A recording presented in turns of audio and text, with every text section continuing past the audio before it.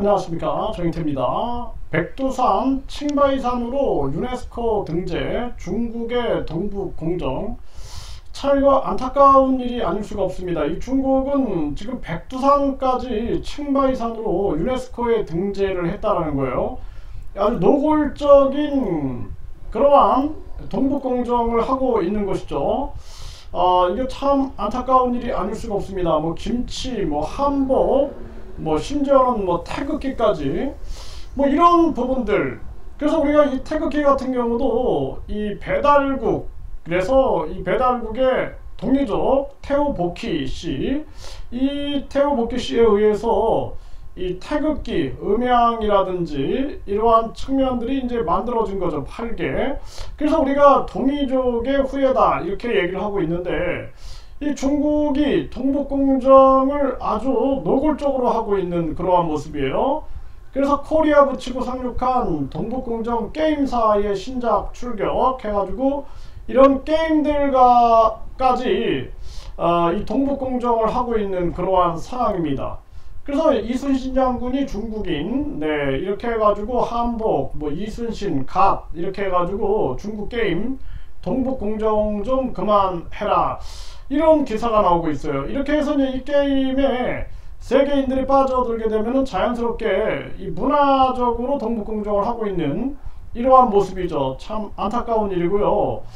그래서 우리가 이때 이 중요한 측면들이 배달국의 역사를 조명하는 것이 굉장히 중요한 겁니다. 그래서 우리가 월드컵 때 이 붉은 악마, 치우천왕, 네, 왜 그랬을까요? 왜 이렇게 막 치우천왕 이 머리 이거, 네, 빨간 뿔 같은 경우도 막 달고 막 그랬어요. 사람들이 왜 그랬을까요?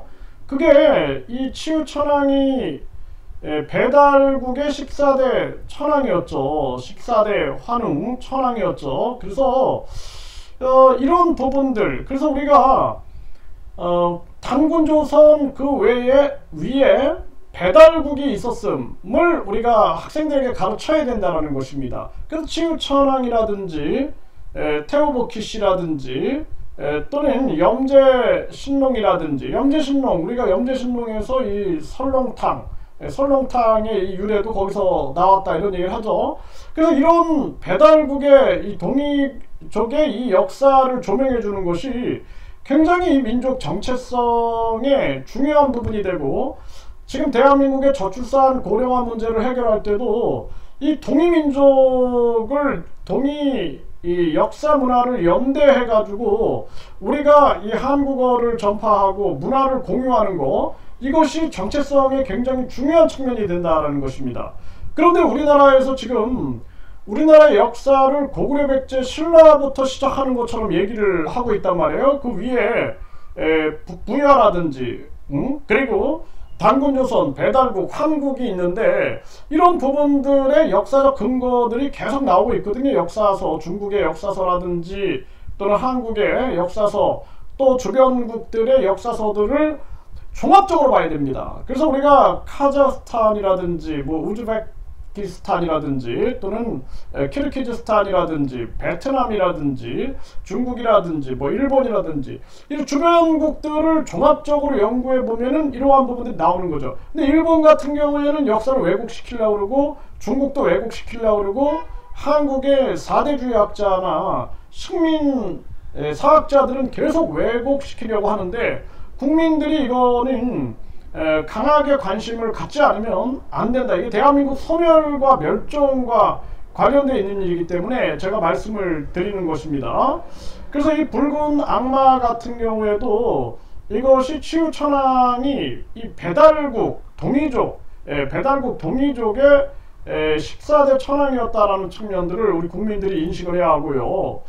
지금 세종대왕 동상뒤에 광화문 한자 형판을 한글날 기점으로 한글화를 논의한다 이런 얘기가 나오는데, 한글로 하는 것도 좋습니다. 그런데 우리가 한자는 한족 아닌 동이족의 문자다라는 것을 알아야 됩니다. 이 동이족의 문자. 그래서 우리가 이 한자에서 보게 되면 집가자, 뭐 전에도 제가 설명을 드렸는데, 집가자 같은 경우도 집면에다가 돼지 시자를 이렇게 쓰거든요. 집에 왜 돼지가 있는가? 동이족들의 전통, 뭐 5,000년 이상 이어진 그런 전통 집을 보게 되면은 그렇게 져 있어요. 오두막처럼 지어져 있고 그 밑에는 이렇게 돼지들이 가축들이 있는 겁니다. 그래서 이제 집가자가 그렇게 쓰여지고 있는 부분이 있는 거죠. 그리고 또 우리가 자연할 때 이 연자, 그럴 연자도 보면은 고기 육자에다가 개견자를 쓰고 밑에 불화자를 쓰거든요. 그래서 이 불로 개를 거슬려 가지고 개고기를 먹는 문화가 있었어요. 그래서 우리가 초복, 중복, 말복 때 이 개고기를 먹는 이런 축제 문화가 있었어요. 제사 문화도. 이런 부분들이 개고기를 거슬려서 먹는 그 문화가 동이족의 문화였기 때문에 그 한자도 그렇게 쓰여진 거죠. 근데 그런 것들이 굉장히 많이 나타나고 있는 거예요. 이 배울학자 같은 경우에도 이 배울학자도 이 두 사람이 윷을 던지고 있는 모습이죠. 그 윷을 통해서 이 점을 치고 있는 그것이 이제 하나의 배우는 이제 교육이었다라는 측면도 이 동이족의 문화를 그대로 한자가 보여주고 있는 이러한 부분들이다. 네, 그래서 여기에 대해서도 이 중국의 링위탕이 이런 얘기를 합니다. 우리나라 초대 문교 장관인 안호상 박사가 중국의 한자를 만들어 놓아서 한국까지 문제가 많다라고 하니까 그게 무슨 말이요? 한자는 당신네 동이족이 만든 문자인데 그것도 아직 모른단 말입니까? 라고 얘기를 했다라는 거죠. 이 링위탕. 이거 굉장히 유명한 일화입니다, 이거. 네, 이건 사실이에요. 그래서 이런 부분들, 그래서 동이족의 이 홍산유물, 우리가 홍산 문화다, 홍산 문명이다 이런 얘기를 하는데 이 홍산유물 이 부분에 대해서도 깊은 관심을 가져야 돼요. 이거 중국이나 일본은 절대로 이것을 이 요하의 이 문화, 홍산 문명에 대해서 요하 문명, 홍산 문화에 대해서 이것을 거부하겠지만 우리는 우리 역사를 제대로 인식해야 한다라는 거예요. 이게 신석기 시대 동이족의 유적지로 이제 알려져 있다라는 부분이죠. 뭔 말이냐면 동이족의 술사랑. 이 동이족들이 술을 굉장히 사랑을 한 거죠. 이 동이족. 그래서 이 동이족이라고 칭하는 그런 민족의 5000년 역사를 그대로 보존하고 있는 그 고산지대 민족들을 만나면은요, 항상 이게 술로 이렇게 사람을 예의라고 생각을 해요. 사람이 가면은 술로 대접을 합니다. 이게 자기들의 민족의 예의다 이렇게 얘기를 하거든요. 이 동이족의 술사랑 이것도 이제 그런 문화이고요.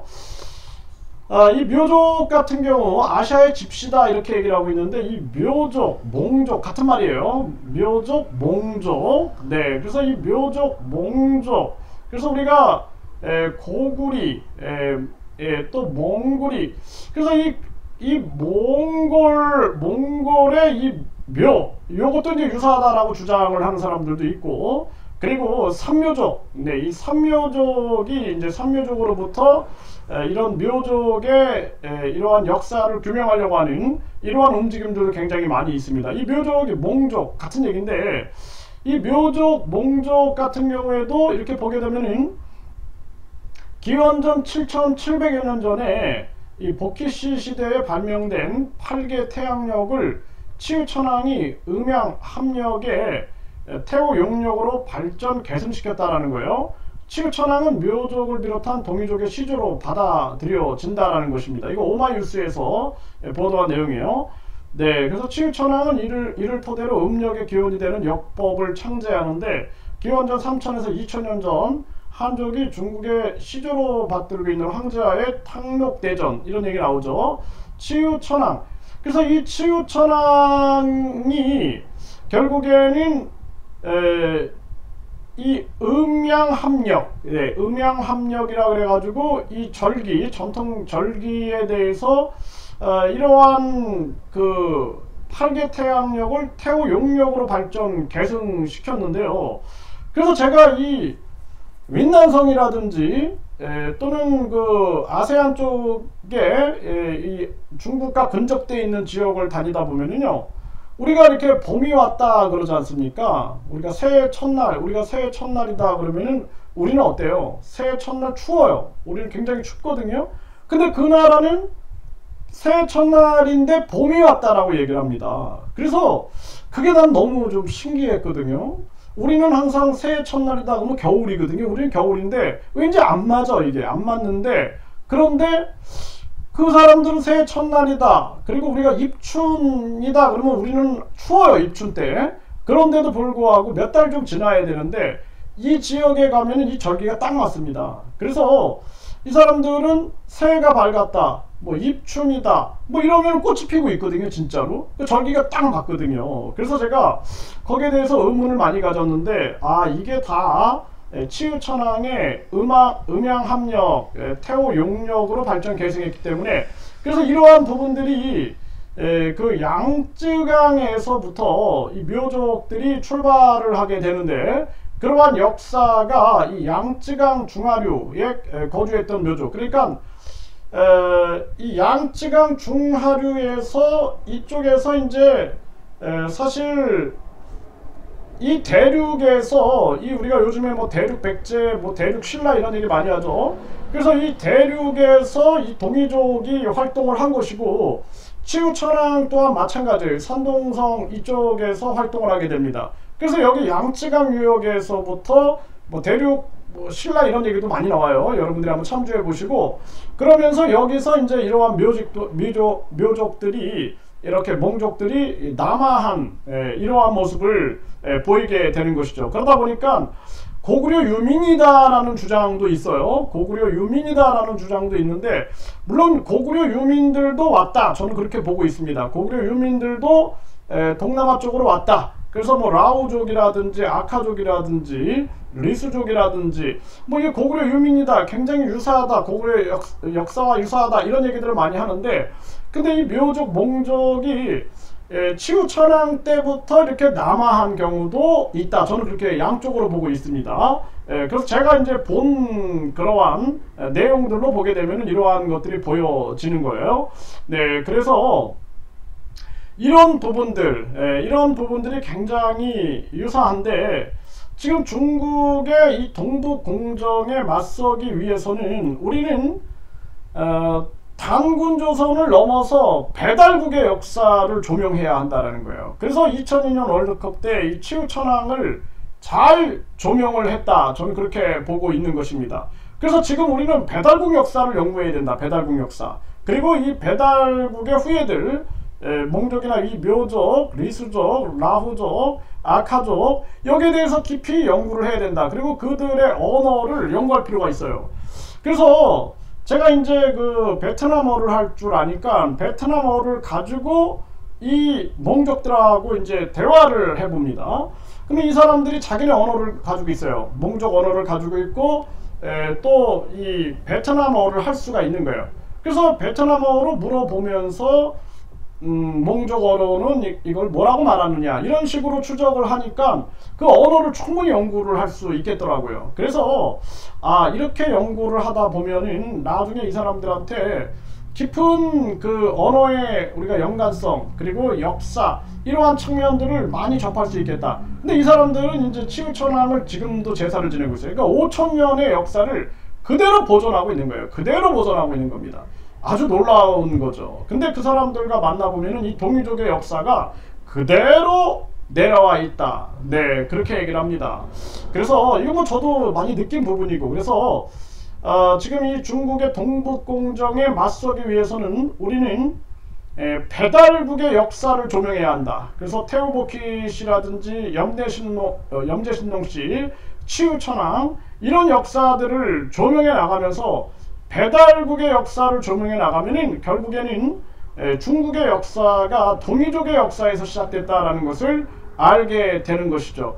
우리가 지금도 일본에게 나라를 뺏겨가지고 광복이 안 됐다고 생각을 해보세요. 우리 역사는 그냥 다 반도사관에서 끝났을 겁니다.